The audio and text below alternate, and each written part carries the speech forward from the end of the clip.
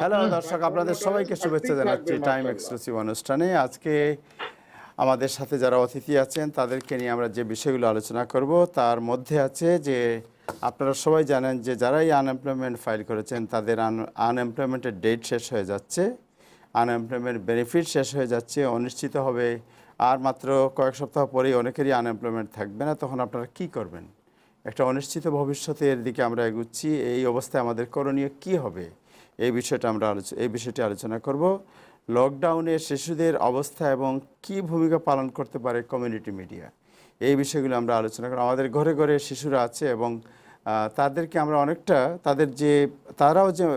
তাদেরও যে চাহিদা আছে, তাদেরও যে চাওয়া পাওয়ার ব্যাপার আছে, তাদেরও যে সুখ দুঃখের ব্যাপার আছে, এটা অনেকের পক্ষেই দেখা সম্ভব হয় না। আমরা এই বিষয়টি আজকে আলোচনা করব যে শিশুরা কিভাবে লকডাউনে আছে এবং এক্ষেত্রে মিডিয়া কী ভূমিকা পালন করতে পারে। আমরা আলোচনা করব দ্বিতীয় দফায় মহামারীর আশঙ্কা কিভাবে নেবেন প্রস্তুতি, এই বিষয়টি আমরা আলোচনা করব। এছাড়া থাকবে আমাদের সাথে আমাদের আজকের প্রতিদিনের মতো যে নিয়মিত বিষয় নিউজ আপডেট। দর্শক, আজকে যারা অতিথি সহ আমাদের সাথে যোগ দিয়েছেন তাদের মধ্যে আছেন শেহলা ইফতেখার, যিনি একজন কমিউনিটি অ্যাক্টিভিস্ট এবং স্পেশালিস্ট, এই আপনার জব এবং অন্যান্য বিষয় নিয়ে স্পেশালিস্ট। তারপরে আছেন আব্দুল ওয়াহিদ চৌধুরী জাকির, আমাদের সাথে যোগ দেবেন রাত 9:30টায়। আমাদের সাথে আছেন অর্থনীতিবিদ ডক্টর শওকত আলী। আমাদের সাথে আছেন ডক্টর এম দেলোয়ার হোসেন আরিফ, যিনি আলাবামা ইউনিভার্সিটির একজন টিচার, জার্নালিজম ডিপার্টমেন্টের, তিনি আমাদের সাথে যোগ দিয়েছেন। আর আছেন আমাদের সাথে যেন নাজমুল আহসান, সম্পাদক সাপ্তাহিক পরিচয়। আমাদের সাথে প্যানেলে যারা আছেন তাদের সবাইকে শুভেচ্ছা জানাচ্ছি। দর্শক, আপনারা যারা টেলিভিশনে অনুষ্ঠানটি দেখছেন তাদেরকে শুভেচ্ছা জানাচ্ছি। যারা ফেসবুকে দেখছেন, আশা করি অনুষ্ঠানটি আপনারা শেয়ার করবেন। আমরা প্রথমে যাচ্ছি দিনের আপডেট জানতে। জনাব নাজমুল হাসান আপনার কাছে। জনাব Nazmul Hasan, welcome to the show. ধন্যবাদ প্যানেলিস্টদেরকে। আমাদের অধ্যাপক শওকত আলীকে খুব চকচকে লাগতেছে।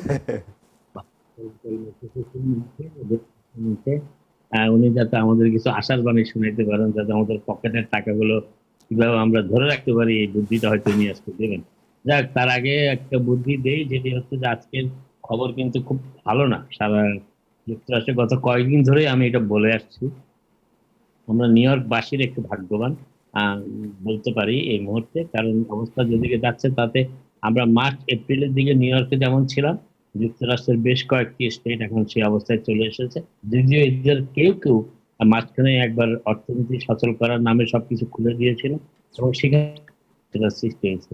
আজকে যে খবরটি আগে দিয়ে দেয় সেটি হচ্ছে যে ফ্লোরিডাতে, জানেন যেটি আমাদের খুব পরিচিত স্টেট ফ্লোরিডা, এখন আজকে সর্বাধিক রেকর্ড স্পর্শ করেছে, অতিক্রম করেছে। ইনফ্যাক্ট একদিনে সিঙ্গেল ডেতে এই সংক্রমণের রেকর্ডটা তারা আজকে অতিক্রম করেছে, যেটি কিছুদিন আগেও নিউ ইয়র্কে ছিল, এরপরে সেটি হয়েছিল ক্যালিফোর্নিয়া, আজকে সেটি ফ্লোরিডা অতিক্রম করলো। এবং ফ্লোরিডার আজকে যে খবরটি আমরা পাচ্ছি তাতে দেখা যাচ্ছে 15,292, লেটেস্ট যে খবরটি আমি পেয়েছি তাতে দেখা যাচ্ছে 15,292 মানুষ আজকে করোনা ভাইরাসে আক্রান্ত হয়েছে ফ্লোরিডাতে একদিন, which is really substantial record. আর একটু যদি তুলনা করি বলি তাহলে নিউ ইয়র্কে গতকাল আক্রান্ত নয়, পজিটিভ পাওয়া গেছে টেস্টিং এ সামান্য কিছু। ধরেন যতটুকু মনে করতেছে এই মুহূর্তে, সেটি হচ্ছে নিউ ইয়র্কে পজিটিভ পাওয়া গেছিল 677কে। তারা সবাই কিন্তু রুগী না। যাই হোক, ফ্লোরিডার কথা একটু ফিরে আসি। ফ্লোরিডার অবস্থা খুবই খারাপ, যদিও এর ভিতরে আজকে আপনারা অনেকে হয়তো জেনেছেন ইতিমধ্যেই যে ডিজনি ওয়ার্ল্ড কিন্তু চালু হয়েছে, যদিও অনেকে এই বিষয়টাকে এখন ভয়ের চোখে দেখছেন, কারণ সেখান থেকে আবার সংক্রমণ বাড়তে পারে।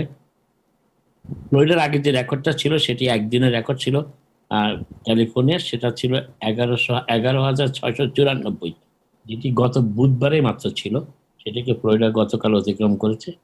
এবং এর আগে নিউ ইয়র্ক ছিল এপ্রিলের 15 তারিখ, 11,571 জন আক্রান্ত হয়েছিল এপ্রিলের 15 তারিখ।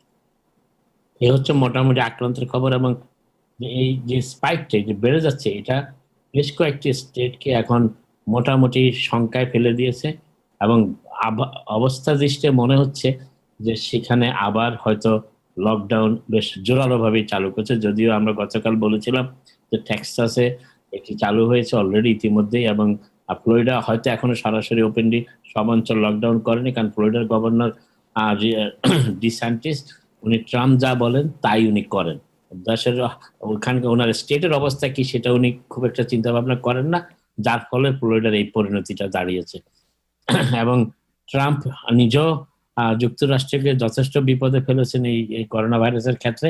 এবং লেটেস্ট যেটি আমরা লক্ষ্য করছি সেটি হচ্ছে যে ট্রাম্পের সাথে ডক্টর অ্যান্থনি ফাউচির একেবারে সরাসরি মোটামুটি বলা যায় যে অ্যান্থনি ফাউচির বিরুদ্ধে ট্রাম্পের হোয়াইট হাউস মোটামুটি এখন অ্যান্থনি ফাউচির বিরুদ্ধে লেগে পড়েছে, এবং অ্যান্থনি ফাউচিও নাসরবান্দা। তিনিও আমেরিকানদের রক্ষার জন্য যা বলা দরকার তাই তিনি বলছেন, যদিও তাকে ডিসক্রেডিট করার একটা চেষ্টা একটা একটা হোয়াইট হাউস থেকে আমরা লক্ষ্য করতে পারছি। সেই বিষয়টা একটু পরে আসছে। আগে আমি নিউ ইয়র্কের একটু খবরটা দিয়ে নিই, কারণ নিউ ইয়র্কে আছে গত দুদিন ধরে কিন্তু নিউ ইয়র্ক সিটির মেয়র ব্লাজিও কোনো সাংবাদিক সম্মেলন করছেন না, কিংবা কোনো টুইটও দিচ্ছে না, কোনো প্রেস রিলিজ দিচ্ছে না, মোটামুটি চুপচাপ নিউ ইয়র্কের অবস্থা মেয়র। কিন্তু গভর্নর কিন্তু গত দুদিন ধরেই টুইট করে খবরগুলো জানাচ্ছেন, স্ট্যাটিস্টিক্স গুলো, যেটার উপরে নিউ ইয়র্কবাসী তাদের অনেকটা নির্ভর করে। কারণ এই নিউ ইয়র্কের গভর্নর যেভাবে এই প্যান্ডেমিকের সময় নিউ ইয়র্ক স্টেটকে নেতৃত্ব দিয়েছেন, তাতে নিউ ইয়র্কবাসী অত্যন্ত কৃতজ্ঞ মনে হচ্ছে তার কাছে। এবং বিশেষ করে তার নেতৃত্বটা এখন শুধু নিউ ইয়র্ক স্টেটবাসী নয়, প্রায় সমগ্র যুক্তরাষ্ট্রের বেশ কয়েকটি স্টেটে তাকে অনুসরণ করার চেষ্টা করা হচ্ছে। যদিও কিন্তু গভর্নর কুমো বরাবরই বলে এসেছেন, একাধিকবার বলেছেন যে করোনা ভাইরাস মোকাবিলার সাথে রাজনীতির কোনো সম্পর্ক নাই, এটাতে আছে বিজ্ঞান এবং চিকিৎসা শাস্ত্রের ব্যাপার, এখানে রাজনীতির কোনো ব্যাপার নাই। কারণ করোনা ভাইরাস ডেমোক্রেটও চিনে না, রিপাবলিকানও চিনে না। অর্থাৎ স্টেটের গভর্নর হিসাবে তিনি সকলের স্বাস্থ্য রক্ষার দায়িত্ব তার, সেই দিক থেকে তিনি করোনা ভাইরাসকে মোকাবিলা করেছেন। এবং আরেকটি উল্লেখযোগ্য কাজ তিনি করেছেন, যেটা হয়তো আমরা অনেকেই এখন মনে করতে পারি নিউ ইয়র্কের, এই করোনা ভাইরাস চলাকালীন সময় প্রতিটি দিন তিনি সাংবাদিক সম্মেলন করে নিউ ইয়র্কের অবস্থা নিউ ইয়র্কবাসীকে জানিয়েছেন, কিভাবে সামনে এগোতে হবে সেটাও জানিয়েছেন, কোথায় কোথায় বিপদ হচ্ছে, কোথায় কোথায় অভাব দেখা দিচ্ছে, কোথায় কোথায় সতর্ক হতে হবে, কিভাবে মানুষকে সতর্ক হতে হবে, কিভাবে হাসপাতালের বেড বাড়াতে হবে, কিভাবে হাসপাতালের এই পরিস্থিতি মোকাবেলা করতে হবে, সবকিছুতেই তিনি নেতৃত্ব দিয়েছেন। কেবলমাত্র পরিসংখ্যান এবং বিশেষজ্ঞদের পরামর্শের উপর ভিত্তি করে তার নিজের কোনো চিন্তা ভাবনা সেখানে তিনি প্রভাব ফেলতে দেননি। এবং এই পরিস্থিতিতে নিউ ইয়র্ক আমি বলবো গত প্রায় 2 সপ্তাহ থেকেও বেশি সময় ধরে এমন একটি টেস্টিং রেজাল্টে আমরা চলে এসেছি, 1% থেকে সামান্য একটু বেশি, কখনো 1%-এর নিচেও চলে যাচ্ছে, যেটা খুবই সিগনিফিক্যান্ট। এবং পৃথিবীর আর কোনো অঞ্চলে করোনা ভাইরাসে এইভাবে আক্রান্ত অঞ্চল আর কখনো এত ভালো অবস্থায় নেই। আগামী দিনগুলোতে কি হবে বলা যাবে না, তবে গভর্নর আজকে যে স্ট্যাটিস্টিক্সটা দিয়েছেন তাতে দেখা যাচ্ছে যে গতকাল নিউ ইয়র্ক স্টেটে, যে স্টেটে প্রায় 19.5 মিলিয়ন মানুষের বাস, সেই স্টেটে গতকাল যে টেস্টিং হয়েছে তাতে 62,418 জনকে টেস্ট করা হয়েছে, এবং সেখানে দেখা যাচ্ছে পজিটিভ হিসেবে চিহ্নিত হয়েছেন 677 জন, which is really low figure যদি আমি বলবো। এবং পার্সেন্টেজ ওয়াইজ সেটা হচ্ছে 1.08%, অর্থাৎ 100 জন লোককে টেস্ট করলে 1.08 জনকে পাওয়া যাচ্ছে পজিটিভ হিসাবে, এবং যেটি এর আগের দিন ছিল 1.05, সামান্য পয়েন্ট বেড়েছে, বাট হুইচ ইজ মার্জিনাল আমার অনেকের মধ্যে। এবং গভর্নরও বলেছেন যে খুবই সন্তোষজনক একটি ফিগার। এবং গতকাল করোনা ভাইরাসে আক্রান্ত হয়ে নিউ ইয়র্ক স্টেটের হাসপাতালগুলিতে রোগীর সংখ্যা ছিল 801 জন, যেটা এর আগের দিন ছিল 799 জন, গতকাল ছিল 801 জন সমগ্র নিউ ইয়র্ক স্টেটে করোনা ভাইরাসে আক্রান্ত হয়ে যারা হাসপাতালে ছিলেন। এবং অত্যন্ত দুঃখজনক হলেও এটি বলতে হয় ফিগারটি, সেটি হচ্ছে যে গতকাল করোনা ভাইরাসে আক্রান্ত হয়ে নিউ ইয়র্ক স্টেটে 5 জন মানুষ প্রাণ হারিয়েছেন, এর আগের দিন এর সংখ্যা ছিল 6 জন। আরেকটি জিনিস যেটা বলার চেষ্টা করছি সেটা হচ্ছে যে গভর্নর, আমি একটু আগেই বলেছি, গভর্নর বলেছেন যে নিউ ইয়র্কের যে ফিগার আমরা পাচ্ছি সেটা লো এবং খুবই স্টেবল, কিন্তু তা সত্ত্বেও গভর্নর বারবার বলছেন, আজকেও বলেছেন টুইট করে, যে নিউ ইয়র্কবাসীকে অবশ্যই অবশ্যই সতর্ক থাকতে হবে, মাস্ক অবশ্যই ব্যবহার করতে হবে, সোশ্যাল ডিস্টেন্সিং যেখানে মানা সম্ভব সেখানে মেনে চলতে হবে, এবং আরেকটি বিষয় যেটা গুরুত্বপূর্ণ, গভর্নর সবাইকে সতর্ক করার চেষ্টা করছেন, সেটা হচ্ছে যে মাস্ক ব্যবহারের ক্ষেত্রে শুধু নিজেকে চললে হবে না, অন্য আশেপাশে কেউ যদি মাস্ক ব্যবহার না করে তাকেও সতর্ক করে দিতে হবে। এবং কোনো ব্যবসা প্রতিষ্ঠান যাতে মাস্ক বিহীন অবস্থায় কাউকে তাদের ব্যবসা প্রতিষ্ঠানে প্রবেশ করতে না দেয়, অফিস আদালতে প্রবেশ করতে না দেয়, সেই ব্যাপারে তিনি সতর্ক করে দিয়েছেন। যদিও জরিমানার একটি বিষয় আছে, কিন্তু এখনো পর্যন্ত কাউকে নিউ ইয়র্ক স্টেটে সেভাবে জরিমানা করা হয়েছে বলা হয়নি। গভর্নর আশা করছেন নিউ ইয়র্কবাসী তাদের সেন্সিটিভিটি, অর্থাৎ তারা যে সতর্ক ছিলেন সেটা বহাল রাখবেন।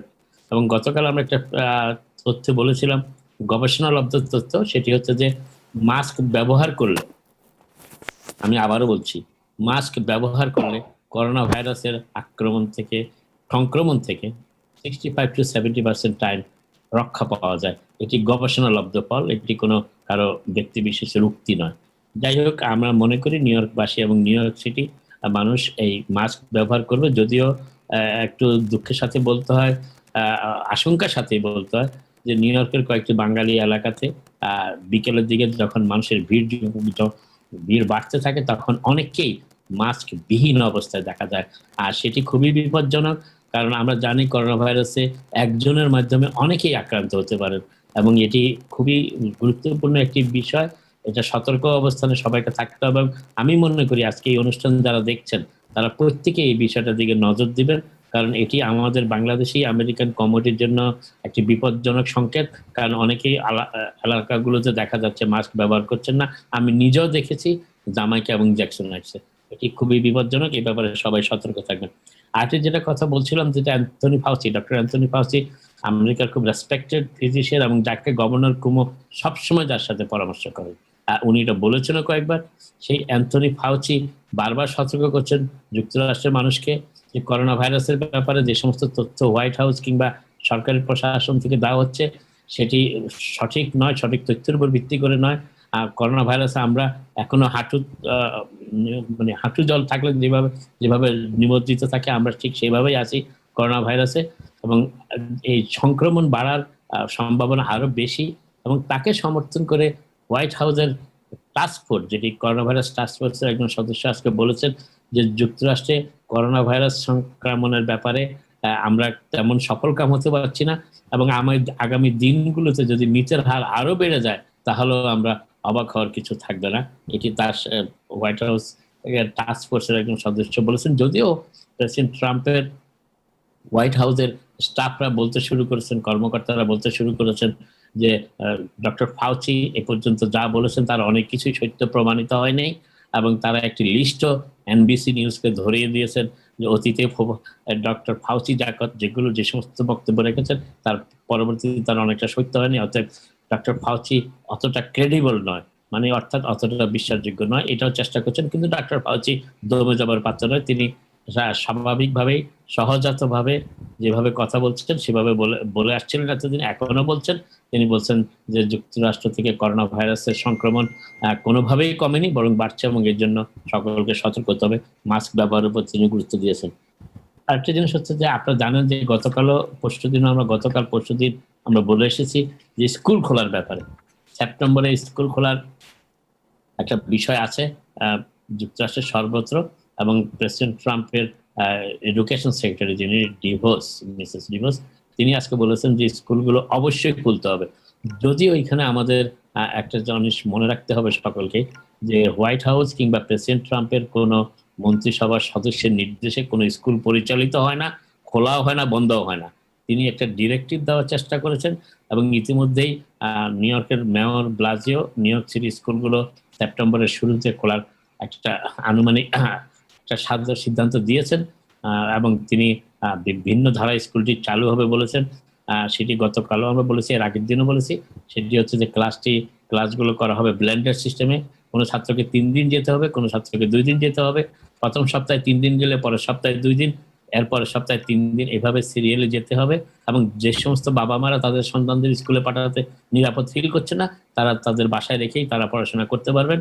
এবং যদিও মেয়র ব্লাজিও এই সিদ্ধান্ত দিয়েছেন স্কুল খোলার ব্যাপারে, কিন্তু গভর্নর কুমো স্পষ্ট করে বলেছেন যে চূড়ান্ত সিদ্ধান্ত নেবার ক্ষমতা তারই, এবং তিনি যথাসময়ে সিদ্ধান্ত জানাবেন।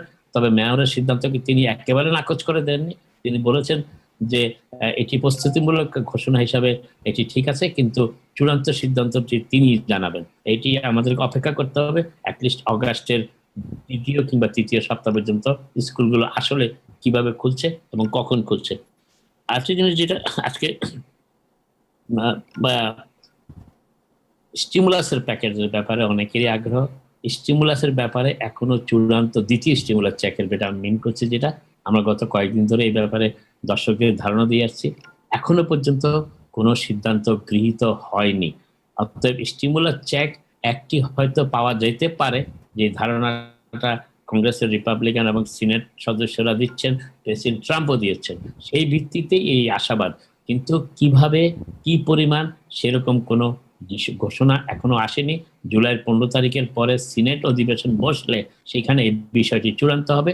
তবে এখনো পর্যন্ত যে প্রস্তাবগুলো আছে তার মধ্যে উল্লেখযোগ্য হচ্ছে যে যারা আরেকটি স্টিমুলাস চেক হয়তো অনেকেই পাবেন, সব আমেরিকান পাবেন না, সেটি অবধারিত।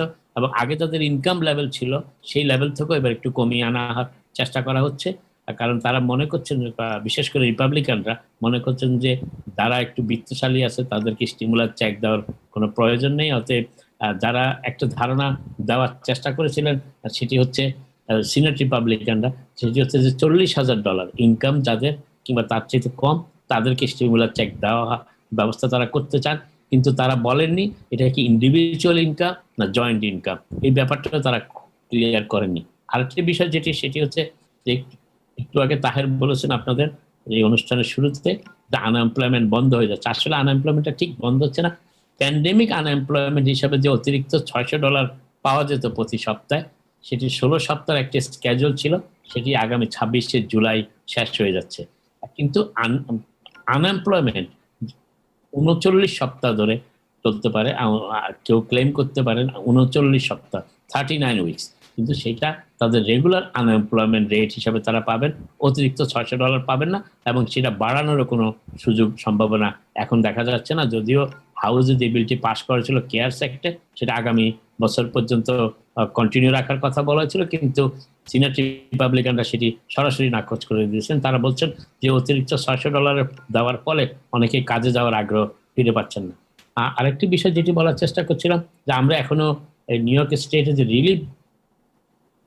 রেন্ট রিলিফের যে বিলটি কথা আমরা অনেকে বলেছি, অনেকেরই আগ্রহ বিষয়টি জানার ব্যাপারে।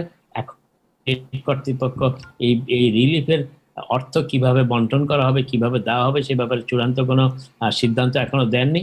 গভর্নর যদিও পাশ করেছেন কয়েক সপ্তাহ আগে, সাইন করেছেন কয়েক সপ্তাহ আগে, সেই ব্যাপারে কিছু বলেনি। তবে একটি ব্যাপার স্পষ্ট, বিলের শুরুতেই সেটি উল্লেখ করা আছে, সেটি হচ্ছে যে এটা যারা আয় থেকে বঞ্চিত হয়েছেন তাদের জন্য এই রেন্ট রিলিফ বিল। অতএব যারা কোনোরূপভাবে আয় পেয়েছেন, আয় করার সুযোগ পেয়েছেন, সেটা আনএমপ্লয়মেন্ট হতে পারে, অন্য ক্ষেত্রে হতে পারে, তারা কিন্তু এই রেন্ট রিলিফ বিলের আওতায় আসছেন না। আর গতকাল আমি বলেছি, আবার একটু বলে দিচ্ছি, যে বাড়ি ভাড়া দেওয়ার ব্যাপার, না দেওয়ার ব্যাপারে গভর্নর কিংবা মেয়র ব্লাজিও কিংবা গভর্নর কুমো কখনো বলেননি। মেয়র ব্লাজিও গতকাল স্পষ্ট বলে দিয়েছেন তিনি বাড়ি ভাড়া দিতে কাউকে নিষেধ করেননি, কখনো বলেননি বাড়ি ভাড়া মৌকুব হয়ে গেছে। তিনি বলেছেন যে যারা বাড়ি ভাড়া দিতে সক্ষম তারা যেন বাড়ি ভাড়া দিয়ে দেন, আর যারা সক্ষম না তারা ল্যান্ডলর্ডদের সাথে একটা আপোষ রফা আসার চেষ্টা করেন। এবং প্রথমে তিনি বলেছিলেন যাদের ডিপোজিট জমা আছে সেই ডিপোজিটে 1 মাসের ভাড়া হিসেবে ব্যবহার করে পরে আবার নেগোশিয়েট করতে পারেন। এবং এর সাথে সাথে একটি কথা আমরা বলতে চাই, যে বাড়ি ভাড়ার অনাদায়ে যাদের বিরুদ্ধে আদালতে যাওয়ার যে ব্যাপারটি ছিল, সেটি অগাস্টের 20 তারিখ পর্যন্ত স্থগিত রাখা হয়েছে নিউ ইয়র্ক গভর্নরের একটি এক্সিকিউটিভ অর্ডারের মাধ্যমে। অগাস্টের 20 তারিখের পরে আর সেটি থাকছে না। অনেককে হয়তো এই মামলা ফেস করতে হতে পারে বাড়ি ভাড়া না দেওয়ার ব্যাপারে। আপাতত এইটুকুই, পরবর্তীতে আরো কোনো তথ্য থাকলে আপনাদের জানাবো। থ্যাংক ইউ জনাব নাজবুল হাসান আপনাকে। আমরা যাচ্ছি এখন শেলাইফ থেকে আপনার কাছে। শেলাইফ থেকে একজন এমপ্লয়মেন্ট কাউন্সিলর। আমরা আগে যেটা আলোচনা করছিলাম যে আমাদের আনএমপ্লয়মেন্ট বেনিফিট, যেটা যে ফেডারেল বেনিফিট, এটা তো বন্ধ হয়ে যাবে এই মাসেই। তারপরে 39 উইক্সের পরে আমরা কি করব? আমাদের একদিকে হচ্ছে যে জব মার্কেটের অবস্থা খারাপ, অন্যদিকে 39 উইক্সের পরে যদি আপনার আনএমপ্লয়মেন্ট যেটা আমরা পাচ্ছি এটাও বন্ধ হয়ে যায়, এবং এই $600 পরে আনএমপ্লয়মেন্টের যে পরিমাণে খুব একটা বেশি হবে বলে আমার মনে হয় না, খুবই ছোটোখাটো একটি অ্যামাউন্ট হবে এই অবস্থায়। রেগুলার আনএমপ্লয়মেন্ট, প্যান্ডেমিকটা থাকছে না। Right, regular unemployment, right. So এটার তো আপনি জানেন যে এটা হয়তো 200, 300, 400, 500 এর উপরে হবে না, রাইট? সো এই অবস্থায় আমরা একদিকে জব মার্কেটের অবস্থাও খারাপ, তাহলে আমরা জব খুঁজবো কি, আমাদের ভবিষ্যৎ কি, এই বিষয়ে আমরা আলোচনা করেছিলাম শেলা ইফতেখারের কাছে, যিনি এমপ্লয়মেন্ট কাউন্সিলর, যে আমরা আমাদের কমিউনিটির কী করা উচিত, ওনার কী অ্যাডভাইস হবে।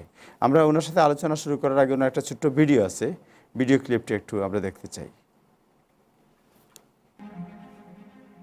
The art of rehabilitation counseling, in my opinion, is really bringing together all the pieces of the puzzle, knowing that the individual is whole, but may need some supports out there. So that could mean negotiation with an employer, that could mean counseling for the individual, it could mean getting them in touch with community resources so that that individual is supported to their fullest potential. You have to find a job that is within the abilities and current skills of the client, not just any job. We want them to know that we're in their corner, and we want to assist them to ultimately obtain employment. Sela Iftekhar, আপনি ভিডিওটি দেখলেন এবং ভিডিওটা আপনি ক্লিপটা আমাদেরকে পাঠিয়েছিলেন। আমি আপনাকে জানতে চাই, বিং এ এমপ্লয়মেন্ট কাউন্সিলর, আপনি তো বুঝতে পারছেন যে কমিউনিটির অবস্থা, প্যান্ডেমিক, কমিউনিটি এবং জব মার্কেটের অবস্থা, এই অবস্থায় আপনার পরামর্শ কি হবে? থ্যাংক ইউ সো মাচ আজকে আমাকে এই অপরচুনিটি দেওয়ার জন্য। এখন যে সিচুয়েশন আছে, যে এখনো কিছু রিসিডুয়াল ইনকাম আসছে, that is for the pandemic, যেটা নাজমুল ভাই বলছিলেন, বাট এটার পরে কি হবে, অ্যান্ড দেন লং টার্ম রিপারকাশনস, যে আপনার ইকোনমির অবস্থা কি হবে সেটা আমরা জানি না। সো যেটার কারণে দুটো অ্যাঙ্গেলে আমি বলতে চাই। একটা হলো যে আপনার যে একটা ইন্সপিরেশন থাকে বা আপনার যে কাজে যাওয়ার যে একটা স্পৃহা থাকে, এখন হচ্ছে যে অনেক মানুষ ভয় পাচ্ছে। So there are lot of things that people are thinking about, but at the end of the day ইনকামের তো প্রয়োজন আছে। সো অনেকগুলো ইনস্টিটিউশন, বিজনেসেস ক্লোজ হয়ে গেছে।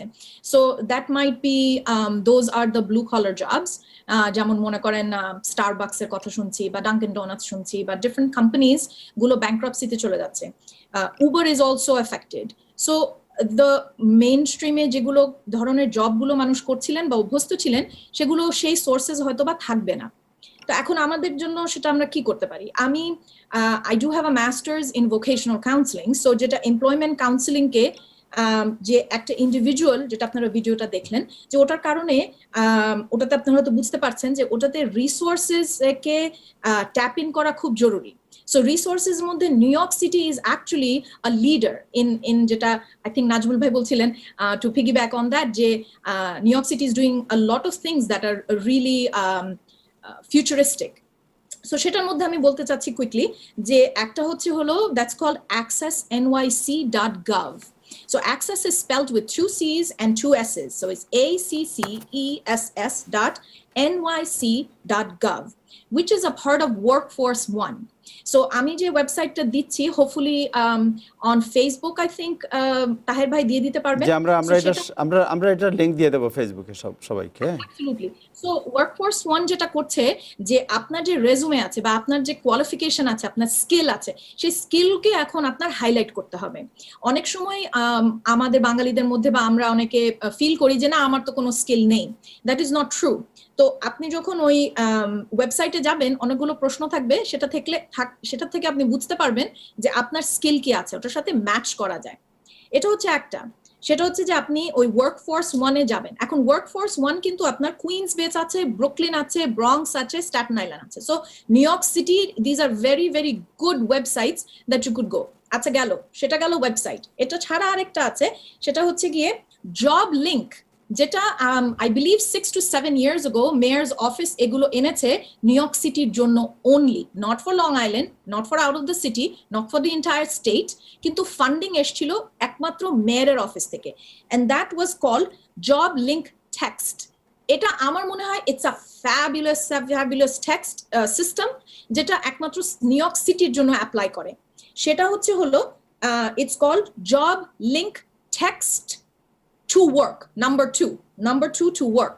So ওটাতে যদি আপনি যান, আপনার ফোন নাম্বারটা দিবেন, ওটার মধ্যে ওটাও ওয়েবসাইটই হবে, কিন্তু আপনি যখন টেক্সটে আপনি অ্যাটাচ করবেন তখন আপনার যখনই ম্যাচ আসবে আপনার জব কোয়ালিফিকেশন অনুযায়ী, তখন আপনি সেই টেক্সটটা পাবেন। আপনার রেজুমে আপনি ওখানে দিবেন এবং আপনি যখন টেক্সটগুলো পান তো ওটাতে আপনি তখন ওটাকে ফলো আপ করবেন। সো এটাকে বলে জব অ্যালার্টস। আমি আপনাকে কুইকলি দুটো ফোন নাম্বার দিয়ে দিই, if anybody is listening maybe you want to write it down. এই নাম্বার সবসময় আনসার করে, যদি আপনি মেসেজ রাখেন within 2 days, which is 48 hours of a working day, they will get back to you. Number হচ্ছে 718-262-3039 and the other number is 718-262-3117.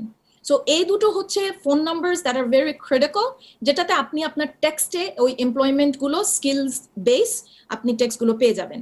Now the question might be যে কি ধরনের job are we talking about.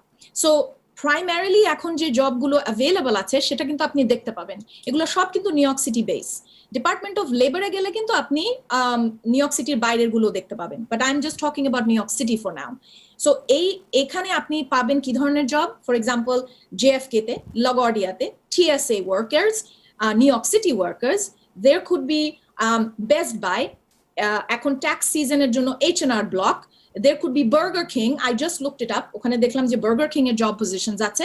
Not only that, ওখানে আপনাকে salary পর্যন্ত দেয়া আছে। So ওগুলোতে you know exactly what positions are open, আপনি ওখানে অ্যাপ্লাই করতে পারবেন, এই ফোন নাম্বারস আছে।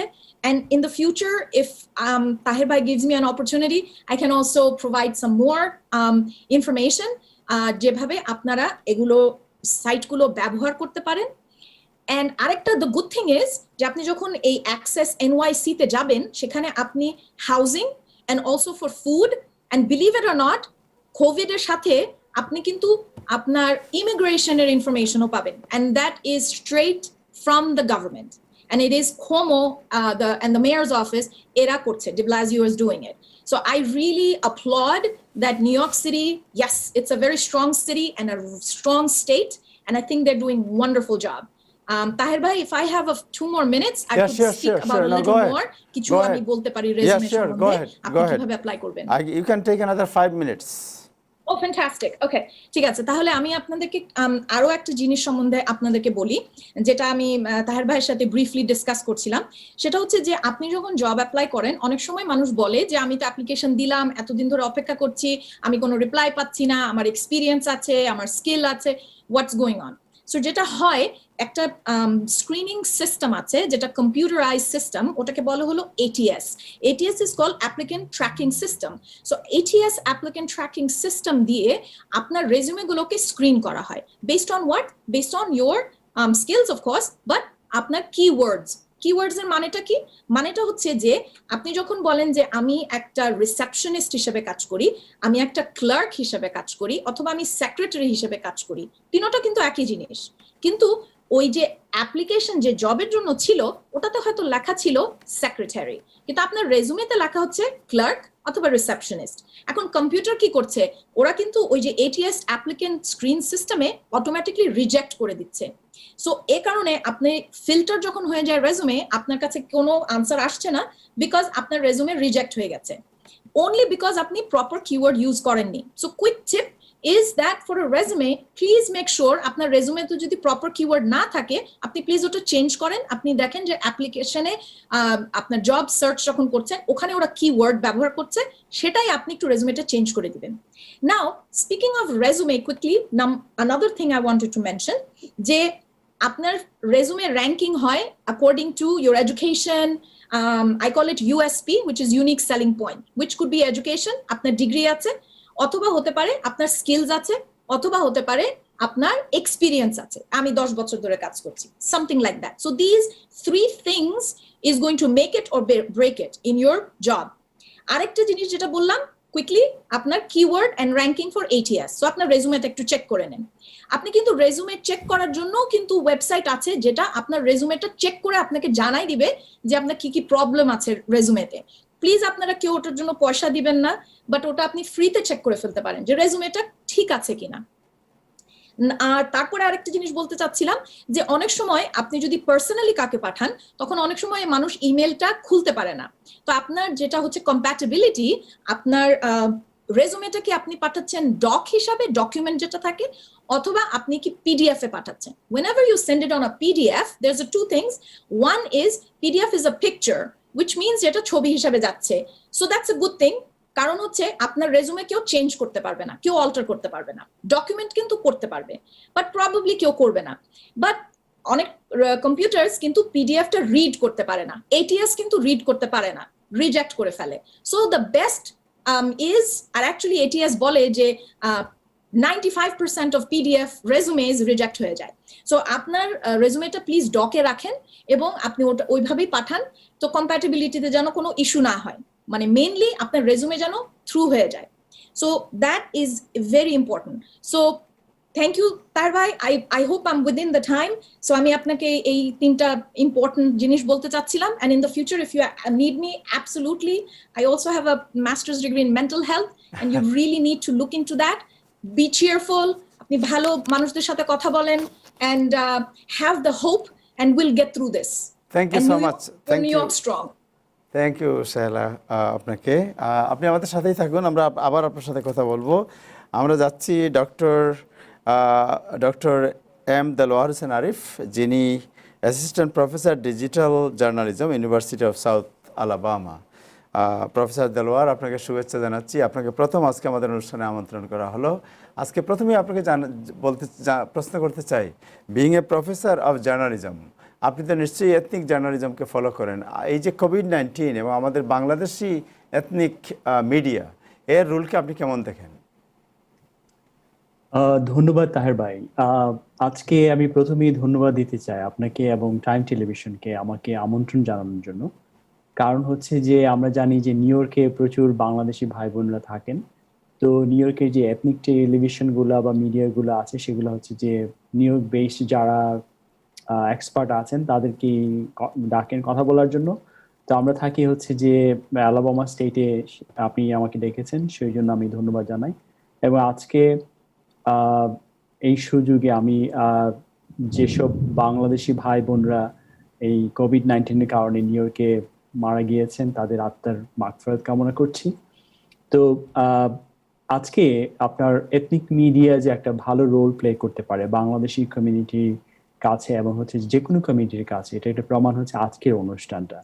কারণ আজকে আমি মন্ত্রমুগ্ধের মতো শুনছিলাম নাজমুল ভাই যা যা ঘটছে, বার্নিং ইস্যুস, সেগুলো সামারি করলেন।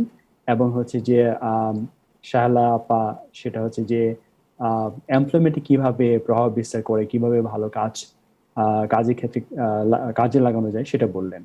তো আমরা কিন্তু প্রত্যেক দিনই যারা হচ্ছে যে আমরা মেইন স্ট্রিম আমেরিকান মিডিয়া দেখি, যেমন হচ্ছে CNN, ফক্স, MSNBC, এই নিউজগুলো পাই।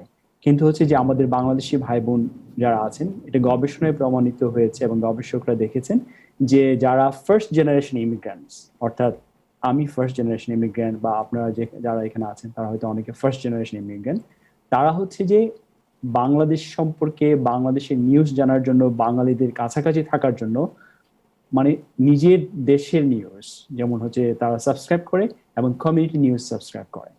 তো সেই জন্য ফার্স্ট জেনারেশন ইমিগ্রেন্টদের কাছে কমিউনিটি বা ethnic media it's very very important. এবং সেটা হচ্ছে যে আমরা এই কোভিড-19 ক্ষেত্রে দেখেছি, আমি টাইম টেলিভিশন ফলো করি, ফেসবুকে আমি এটা সাবস্ক্রাইব করি।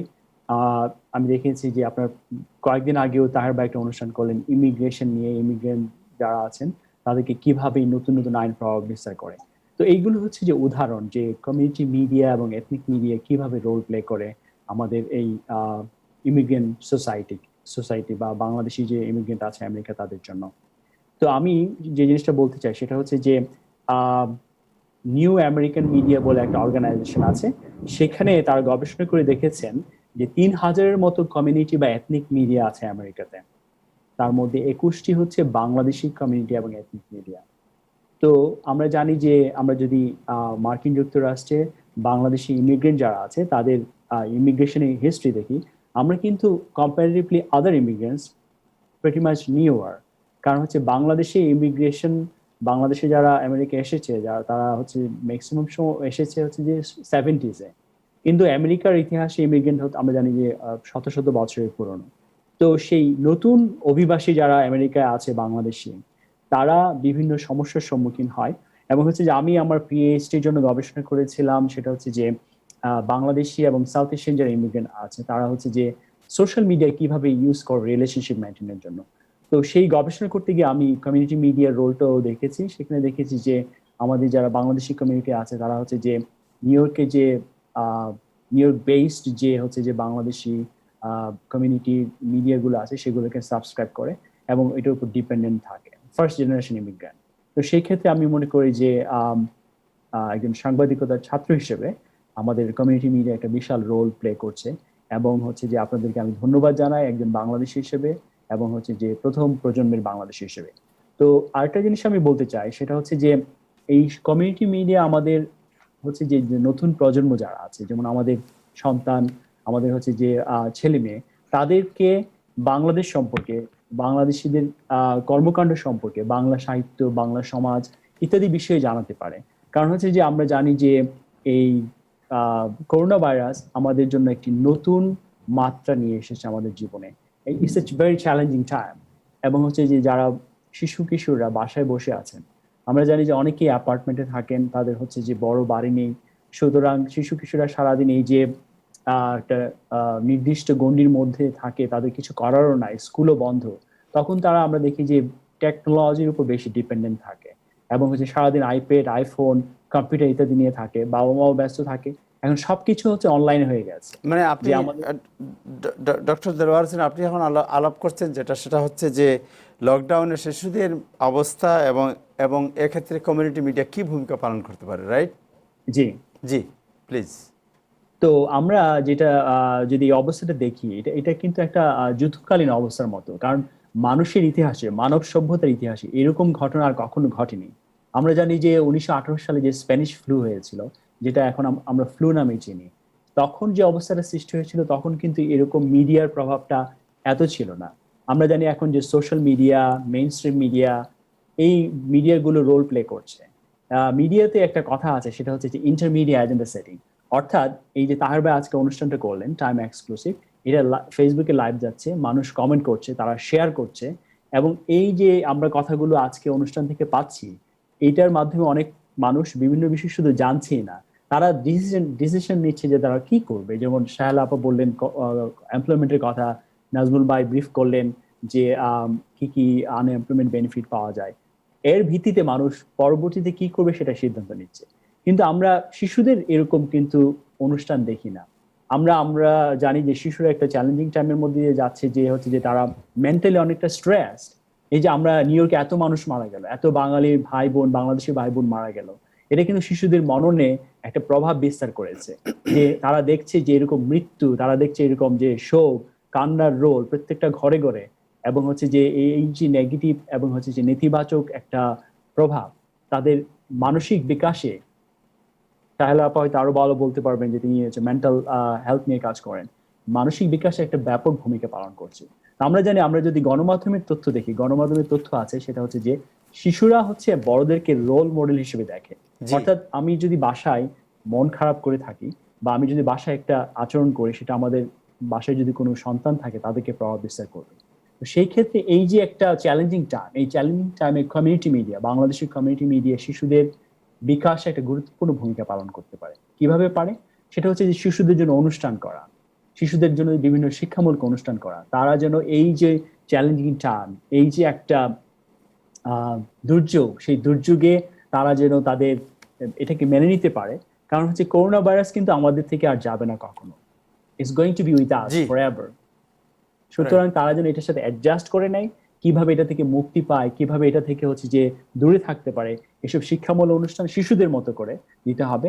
এবং হচ্ছে তার পাশাপাশি তাদের বিনোদনের জন্য, বিভিন্ন এন্টারটেনমেন্টের জন্য তারা যেন টিকটক এবং হচ্ছে যে স্ন্যাপচ্যাট, গেমিং, একটা কথা আছে সেটা হচ্ছে সাইবর, অর্থাৎ এখন অনেক মানুষকে বলা হয় তারা হচ্ছে অর্ধেক মানুষ, অর্ধেক হচ্ছে কম্পিউটার।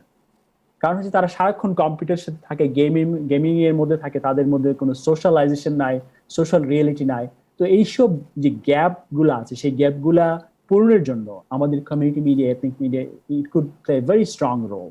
এবং হচ্ছে সেই জন্য আমাদের যারা বাংলাদেশি বিত্তবান লোকজন আছেন তাদেরকে আমি আহ্বান জানাবো এই কমিউনিটি মিডিয়া যেন এরকম প্রোগ্রাম করতে পারে, সেই প্রোগ্রামকে স্পন্সর করা, সাপোর্ট করা, এবং এটা হচ্ছে যে আমাদের কমিটির জন্য একটা বিশাল ভূমিকা রাখবে বলে আমি বিশ্বাস করি। Thank you so much doctor Delwar Hossain আপনাকে।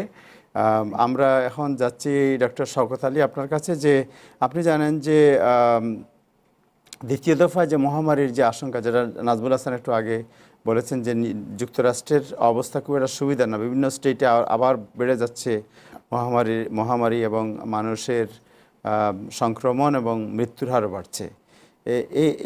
এই যে অবস্থা, এই অবস্থার পরিপ্রেক্ষিতে আমাদের ফিউচার প্রিপারেশনটা কী হওয়া উচিত বলে আপনি মনে করেন? আপনি একজন ইকোনমিস্ট হিসেবে আপনার সাউন্ডটি আনমিউট করতে হবে। ডক্টর শওকত আলী। আচ্ছা, আমি করেছি, মিউট ছিল। আচ্ছা, ঠিক আছে, আপনি শুনতে পাচ্ছেন? জি শুনতে পাচ্ছি, জি বলেন প্লিজ। ওকে, আমি যে প্রশ্নটা করেছি এই প্রশ্নের উত্তরটা দেবেন আপনি। হ্যাঁ, আপনি যে প্রশ্ন করলেন যে আসলে এটা তো আনসার্টেন, যতক্ষণ পর্যন্ত ভ্যাকসিন না হচ্ছে ততক্ষণ পর্যন্ত আপনারা যে যত many thanks to all other participant যারা যে কনসার্ন গুলো ব্যক্ত করেছেন, এই সমস্যার সমাধান হবে না যদি ভ্যাকসিন না হয়। এখানে সব থেকে বড় কথা যেটা আমরা বারবার আলোচনা করেছি, নাজমুল হাসান সাহেব বলছেন যে উইকলি $600 যেটা দেওয়া হয়েছে, এটা কিন্তু একটা আসছে, এমনি আসেনি কিন্তু। এটা 600 দেওয়ার মানে হলো মান্থলি হয় $2,400, ইয়ারলি হয় $31,200। এটা হচ্ছে American general average or median income. এই খরচটা সচরাচর তারা করে থাকে রেন্ট, ফুড, আপনার ক্লোথিং এর উপরে, আমরা শেল্টার বলি, ফুড, ক্লোথিং, শেল্টার বলি, এই বেসিক নিডস এর জন্য দেওয়া হয়। প্রশ্ন হলো যে জুলাই 31 পর্যন্ত দেওয়া হবে, তারপরে কি আমাদের এই নিড গুলো কি মিটা হয়ে গেল অলরেডি? এখন আপনি যদি বলেন যে নিউ ইয়র্কের অবস্থাটাও ভালো, কিন্তু দেখেন যে অন্যান্য স্টেটের কথা যেগুলো আমরা বলছি, অ্যাটলিস্ট 7 স্টেট, যে সেখানে মারাত্মক আকারে মানে আউট অফ কন্ট্রোল সেখানে হয়ে গেছে। আমরা নিউ ইয়র্কে যারা আল্লাহ রহমত ভালো, যে আমাদের সবার cooperation with a very good efficient leadership of the governor and the mayor, আমরা হয়তো কিছুটা ভালো আছি, কিন্তু আমরা কিন্তু বিপদ মুক্ত না, কারণ আমরা সেকেন্ড ওয়েভের জন্য চেষ্টা করছি। সুতরাং আমি যে প্রশ্নটা তুলেছিলাম যে আনএমপ্লয়মেন্টের যে বেসিক নিড যেটা, সেটা কিন্তু আমরা ফর দি শর্ট টার্ম হয়তো এখন কিছুটা ভালো অবস্থায় থাকলেও লং টার্মে কিন্তু আমরা খুব ভালো একটা অবস্থায় নাই। কারণ এই স্টেটগুলো এখন ধরেন 7টা স্টেট আছে, বড় বড় স্টেট কিন্তু, যেখানে টেক্সাস রয়ে গেছে, ক্যালিফোর্নিয়ার মতো স্টেট রয়ে গেছে। আমরা এদিক থেকে ভালো, কারণ আমাদের হসপিটাল পজিশন গুলো কিছুটা ভালো আছে। আবার আমাদের কর্মসংস্থানের যে বিষয়টা আমাদের পার্টিসিপেন্ট একজন ভালো ব্যাখ্যা দিয়েছেন, যে সেই জিনিসগুলো আমরা চেষ্টা করার প্রয়োজন। কিন্তু আমরা এটাও জানি যে বড় বড় কোম্পানিগুলো তারা দীর্ঘদিন বন্ধ থাকার পরে যাদেরকে মার্জিনাল একটা ইনকাম লেভেল ছিল, তারা প্রায় বন্ধই করে দিচ্ছে, কন্টিনিউ করছে। আর যদি কেউ কেউ করে থাকে, খুলে থাকে, তাহলে দেখা যায় 10 to 15-20% লোক দিয়ে তাদের কাজ করছে। এখন এই বাকি লোকগুলো কি হবে? তো তাদেরকে এমপ্লয়মেন্ট জেনারেশন করতে হলেই তাদেরকে বাঁচিয়ে রাখতে হবে। কারণ যতই আপনি বলেন ইকোনমিক চালিকা শক্তি হচ্ছে হিউম্যান ফ্যাক্টর, হিউম্যান রিসোর্সেস।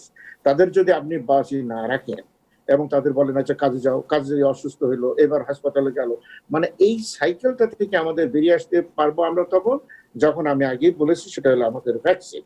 হাওবার এখানে এই যে বিষয়টা এখন নিউ ইয়র্কের যে 600 টাকা বন্ধ হয়ে যদি যায়, তাহলে আমাদের কি হবে? কেউ কেউ বলছেন যে এটা রিপাবলিকানরা চেষ্টা আছে যে এটাকে কমিয়ে দেওয়া হোক।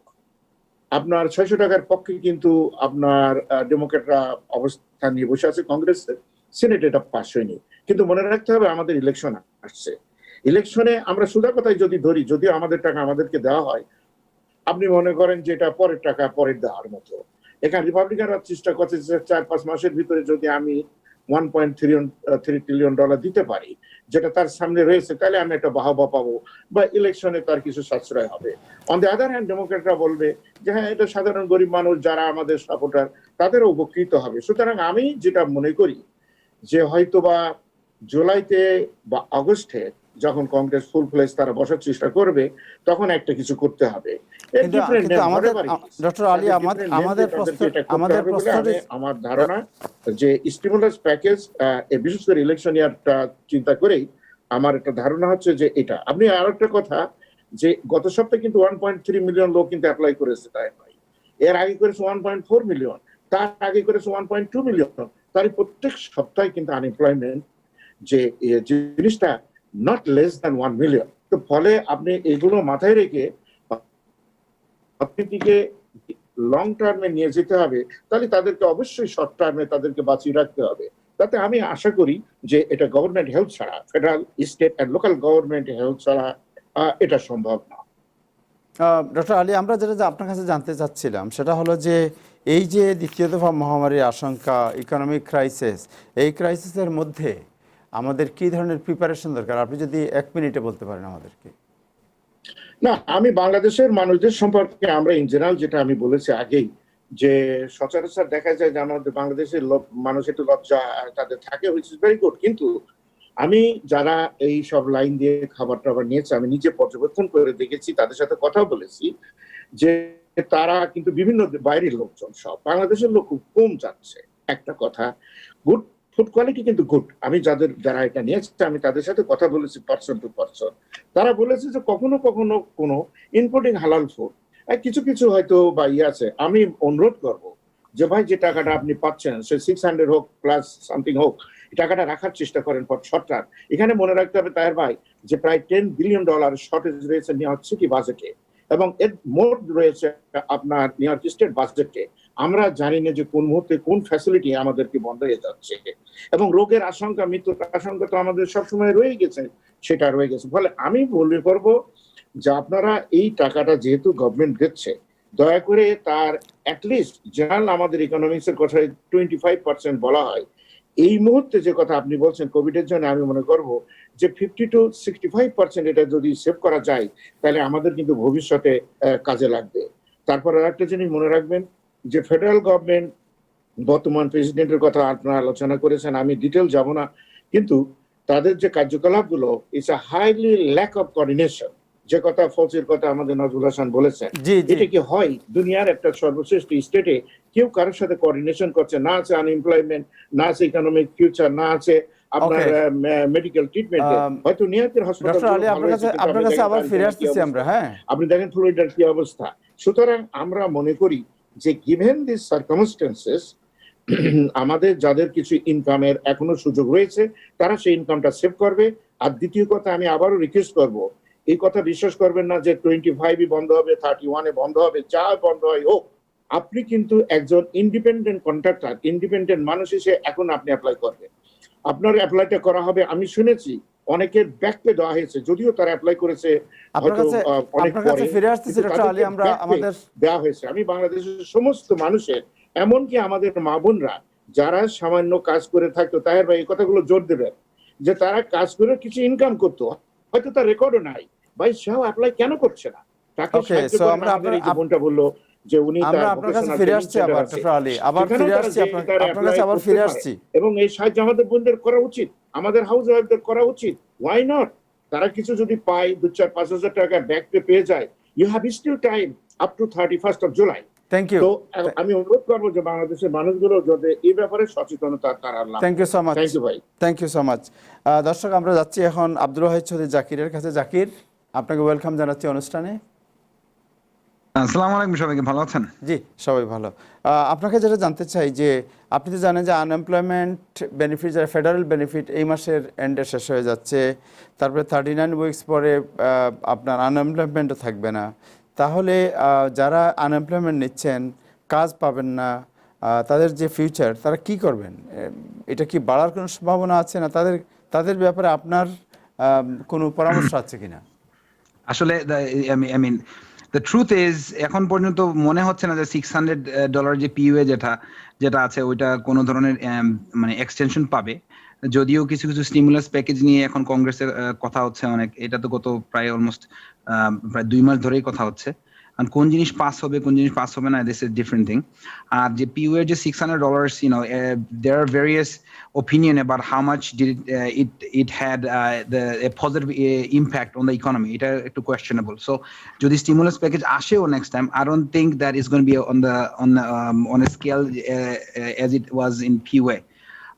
সো মানে $600 যেভাবে এক্সট্রা করে দিছিল, সো অনেক মানুষজন আবার মানে কাজে যেতেও একটু দ্বিধা বোধ করছে যারা পিইউএটা পাইছিলেন, যে মনে করেন যে পিইউএ এবং ওনারা হয়তো আনএমপ্লয়মেন্ট মিলে হয়তো 900 বা 1000 টাকা পাইছেন, হয়তো ওনাদের উইকলি গ্রস ইনকাম ছিল এর আগে 600-700 টাকা, ওনারা কাজে যেতে চান নাই বা যান নাই। সো সরকার এটা নিয়ে চিন্তা ভাবনা করতেছে যে how can it, I mean, must be a stimulus package coming for sure, but এই stimulus প্যাকেজটা যে মানে ইন্ডিভিজুয়াল দিয়ে যে মাল্টিপ্লায়ার এফেক্ট আছে ইকোনমিতে, এটা থাকবে কতটুকু, এটা ওরা চিন্তা করতেছে আর কি। সো আমরা মনে করতেছি না যে পিইউএটা আবার আসবে। 39 উইকস মানে এক্সটেনশন, আগে তো 26 সপ্তাহ ছিল, এখন 39 উইকস হয়েছে আপনার আনএমপ্লয়মেন্টের টাইমটা, ঠিক আছে। সো এটাও মনে হয় না বাড়বে। So at the end of the day, if you look at the American history, right, I mean, we are based on, we are working class people. We're working people. This is not a welfare state.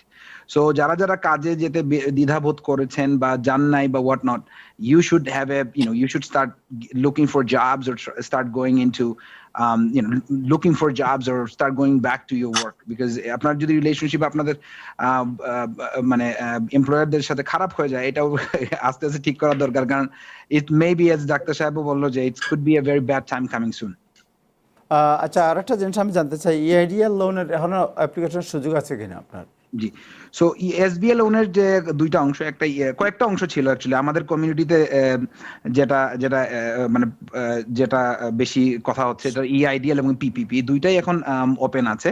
So আপনারা যদি self employed হয়ে থাকেন, আপনারা যদি মানে business ওনার্সরা হয়ে থাকেন, তাইলে অবশ্যই আপনারা পিপিপি এবং ইআইডিএল এর জন্য অ্যাপ্লাই করবেন। পিপিপি যেটা ছিল যে অনেক self independent, self employed person, independent contractors, তারা আগে চিন্তা করতেছিল, ওকে ভাই আমি তো আসলে কিটা পাচ্ছি, পিইউএও পাচ্ছি, আনএমপ্লয়মেন্টও পাচ্ছি, হয়তোবা পিপিপি লোনটা অ্যাপ্লাই করলে আমার হয়তো এত টাকা আমি পাবো না, এবং you suppose to not apply for both at the same time, right? PPP এবং ইআইডিএল টেকনিক্যালি আপনি একসাথে অ্যাপ্লাই করতে পারবেন না। সো যারা এখন তো পিইউএ শেষ হয়ে যাচ্ছে, আপনারা এখন যদি if you are going back to your work, তাহলে আপনার হয়তোবা পিপিপি যদি এখন করেন, it will make sense. So the way PPP is calculated, আপনি যদি মনে করেন যে বছরে আপনি $24,000 আপনি ইনকাম করেছেন, right, divide that by 12, যেটা হবে যে আপনার 2,000 টাকা, times it by 2.5 months, so 2.5, so basically উনি প্রায় 5,000 টাকার মতো পাবে।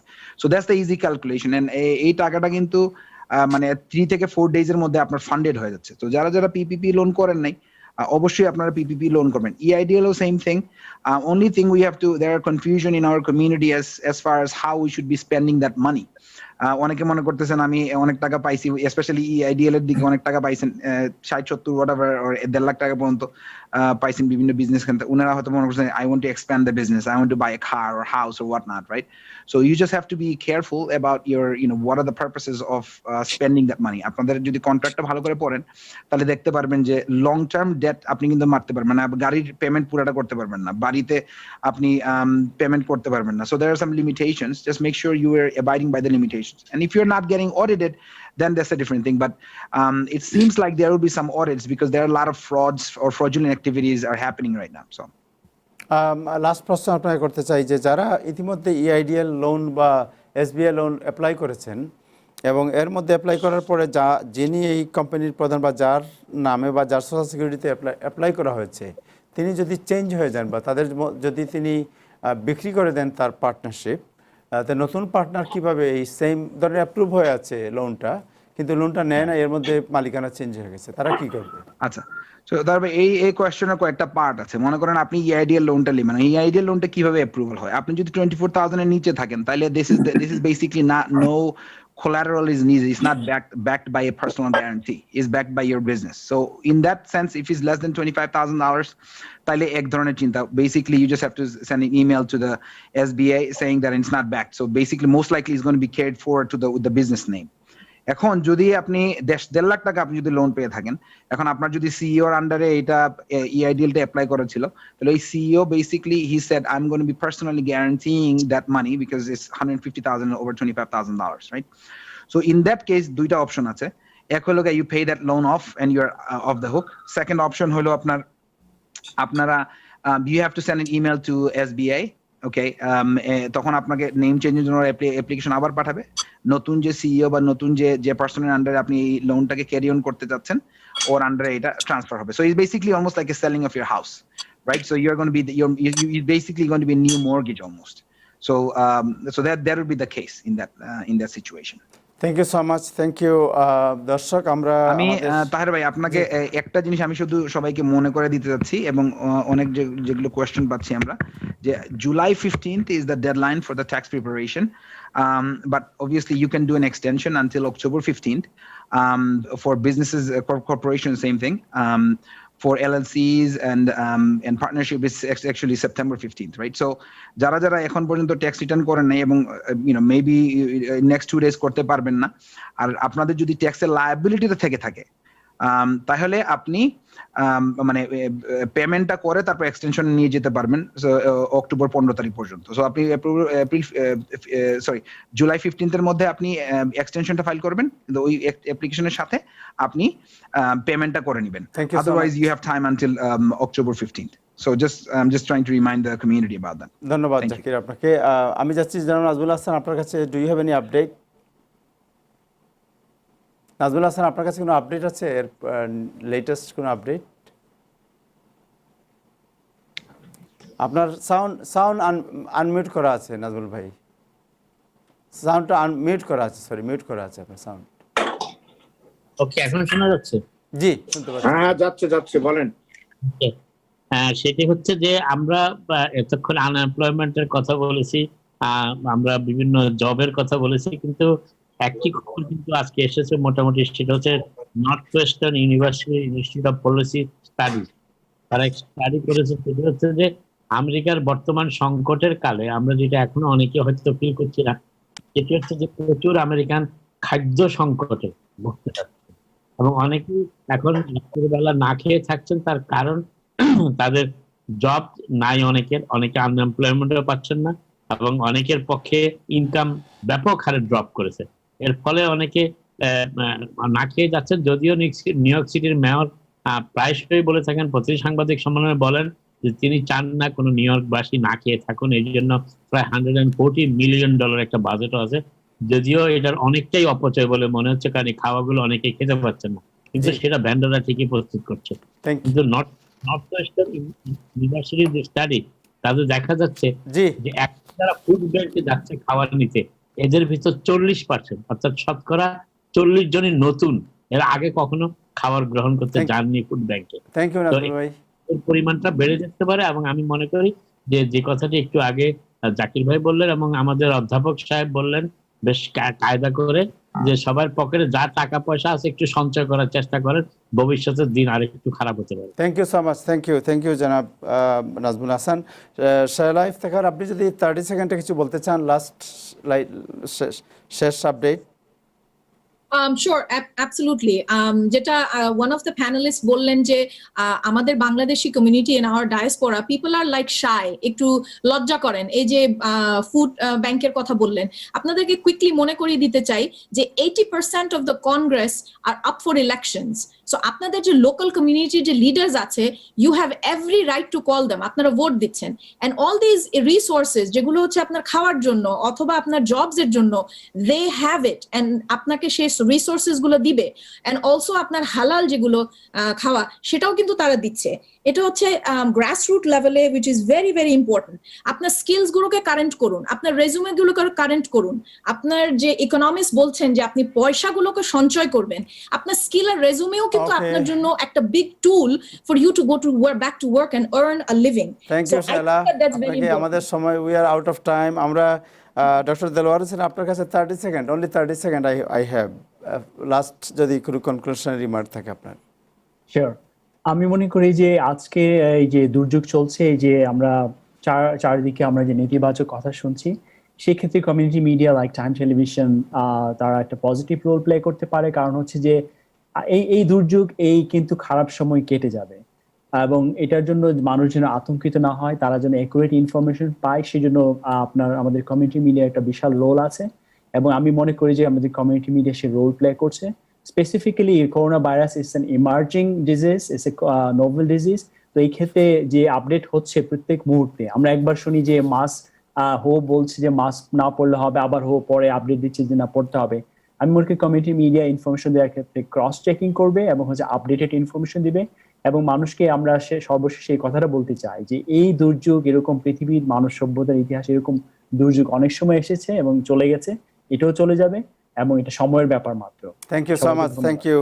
আমি অভিনন্দন এবং কৃতজ্ঞতা জানাচ্ছি আমাদের আজকের যারা প্যানেলিস্ট ছিলেন, শায়লা ইফতেখার আপনাকে, ডক্টর মোহাম্মদ আব্দুল ওয়াহিদ চৌধুরী জাকির আপনাকে জানাচ্ছি কৃতজ্ঞতা, doctor Shawkat Ali, doctor M Delwar Hossain Arif এবং জনাব নাজবুল হাসান, আপনাদের সবাইকে কৃতজ্ঞতা জানাচ্ছি টাইম টেলিভিশনের পক্ষ থেকে। দর্শক, আজকে এ পর্যন্তই, আগামীকাল আবার দেখা হবে, ততক্ষণে সবাই ভালো থাকবেন, খুদা হাফেজ।